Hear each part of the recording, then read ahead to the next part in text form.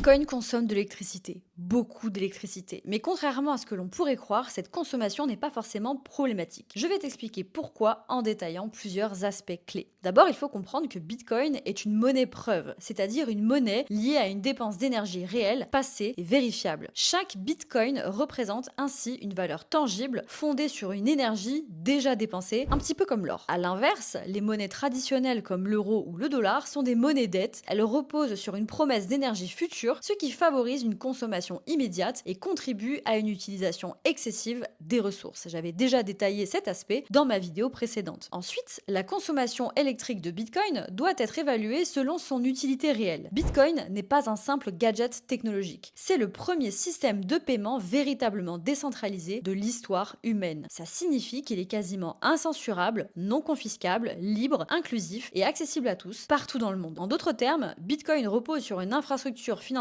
globale qui apporte une innovation fondamentale pour l'économie mondiale, une innovation qui justifie amplement sa consommation énergétique. Prenons un exemple simple et concret pour mieux comprendre cette logique, celui des voitures. Personne ne propose sérieusement d'interdire toutes les voitures sous prétexte qu'elles consomment de l'énergie. On cherche plutôt à améliorer la façon dont cette énergie est produite, d'où le développement des véhicules hybrides et électriques. De même pour Bitcoin, la question essentielle est de connaître l'origine de l'électricité qu'il utilise. Et justement, sur ce point, Bitcoin présente un avantage considérable. Les mineurs de Bitcoin, qui sont des acteurs économiques rationnels, cherchent constamment à minimiser leurs coûts énergétiques. Ça les pousse naturellement à se porter vers les sources d'énergie les moins chères, qui sont très souvent les surplus d'énergie renouvelable produites à des moments où elles ne trouvent pas d'acheteurs, comme c'est fréquemment le cas de l'énergie solaire en milieu de journée par exemple. Bitcoin devient donc un moyen efficace et écologique d'exploiter cette énergie verte qui serait autrement perdue. D'ailleurs, des études récentes, notamment celle du Bitcoin Mining Council, montrent qu'entre 50 et 60% de l'électricité consommée par le réseau Bitcoin provient de sources renouvelables. Donc en résumé, oui, Bitcoin consomme de l'électricité, mais cette consommation est largement alimentée par une énergie renouvelable autrement inutilisée et elle soutient une infrastructure financière révolutionnaire et inclusive. Dans la prochaine vidéo, je vous expliquerai en détail comment Bitcoin pourrait jouer un rôle majeur dans l'accélération de la transition énergétique grâce à sa capacité unique à valoriser ces énergies renouvelables inexploitées. Dites-moi dans les commentaires si cette vidéo vous a éclairé sur la question de la consommation énergétique de Bitcoin et partagez vos réflexions.